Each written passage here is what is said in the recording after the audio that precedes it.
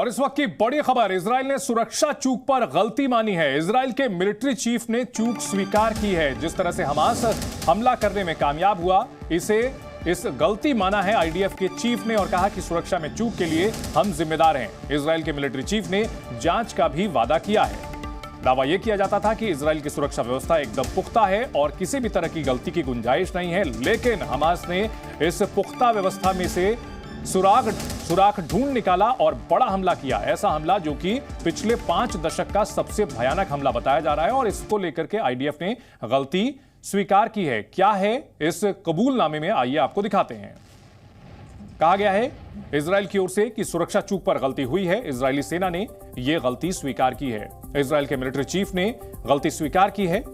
सुरक्षा में चूक के लिए हम जिम्मेदार हैं, इजराइल डिफेंस फोर्स ने यह माना है और साथ ही साथ इजराइल के मिलिट्री चीफ ने जांच का भी वादा किया है।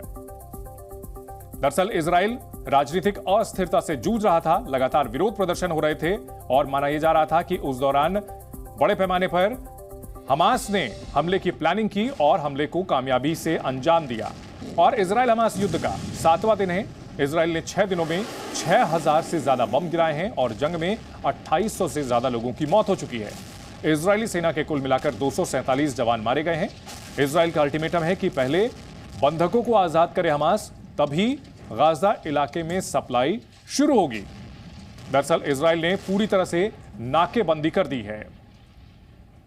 हमास के खिलाफ इजराइल की सेना आज से जमीनी हमला शुरू करने जा रही है। अब तक हवाई हमले किए जा रहे थे, लेकिन अब जब लैंड ऑपरेशन भी शुरू किया जाएगा तो आज आधी रात के बाद से गाजा में हमास की सफाई का पुख्ता अभियान चलाएगी इजराइल की सेना। जमीनी हमले का पहला चरण आज रात के बाद से शुरू हो सकता है। इजराइल अभी लगातार हवाई हमले कर रहा है, एक के बाद एक। जो हमास के ठिकाने हैं उनको जमींदोज कर रहा है, लेकिन अब ग्राउंड ऑपरेशन की शुरुआत की जाएगी। इजराइल की जो थल सेना है वो गाजा पट्टी इलाके में घुसेगी और हमास के आतंकियों पर हमला करेगी। हमास अभी भी रॉकेट से हमले कर रहा है, लिहाजा यह माना जा रहा है कि इजराइल की सेना हमास के सफाई के लिए अब तक का सबसे बड़ा अभियान शुरू कर सकती है। आज रात को 12 बजे से के बाद यह ऑपरेशन शुरू किया जा सकता है। ग्राउंड ऑपरेशन शुरू होगा और इसको लेकर के टैंकों की बड़ी तादाद देखी जा रही है जो कि गाजा बॉर्डर की ओर बढ़ रही है।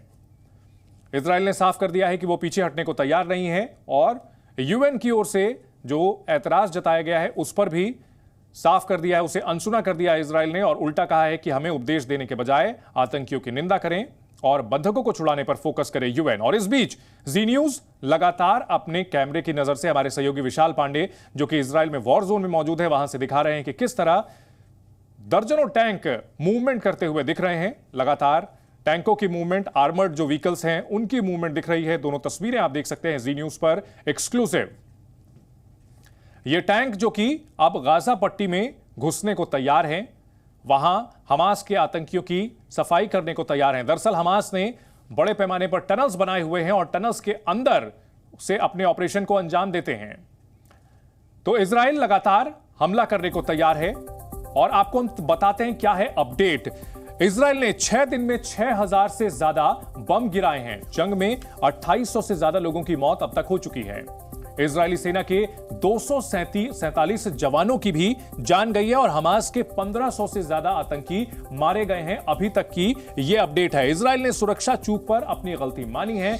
आईडीएफ ने इसे स्वीकार किया है कि गलती हुई है, लेकिन इसकी जांच का वादा किया गया है और साफ कहा गया है कि आने वाले दिनों में हमास के ऊपर ऐसी कार्रवाई की जाएगी कि यह सबक होगा। आगे आने वाले दशकों तक इसे याद रखा जाएगा। आतंकी फिर ऐसी हिमाकत नहीं करेंगे जिस तरह से उन्होंने पिछले हफ्ते शनिवार को इजराइल पर हमला करके किया था। जी न्यूज़।